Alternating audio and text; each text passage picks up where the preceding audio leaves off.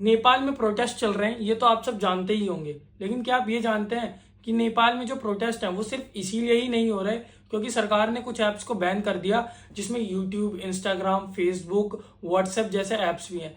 बल्कि नेपाल की जनता इसीलिए भी प्रोटेस्ट कर रही है क्योंकि नेपाल के जो बड़े बड़े नेता हैं उनके बच्चे बहुत लग्जरी लाइफ जीते हैं, वहीं आम जनता को बहुत दिक्कतें होती हैं रहने में। और तो और नेपाल में एम्प्लॉयमेंट भी उस रेट से नहीं बढ़ रहा, जिसके कारण नेपाल के लोगों को भारत और अरब कंट्रीज में जाके काम करना पड़ता है। इसीलिए नेपाल की जनता नेपाल की सरकार से पहले से गुस्सा तो थी ही, लेकिन जब नेपाल की सरकार ने ऐप्स को बैन करा तब वहां की जनता को लगा कि सरकार उनके अधिकारों को छीन रही है, उनसे उनकी आजादी छीन रही है। इसीलिए नेपाल की जनता रोड्स पे आ गई और प्रोटेस्ट करने लगी। आइए दोस्तों, आप थोड़ी बात इंडिया की भी करते हैं।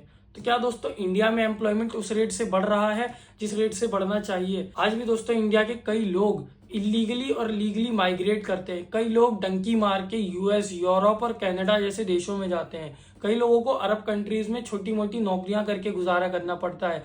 क्यों?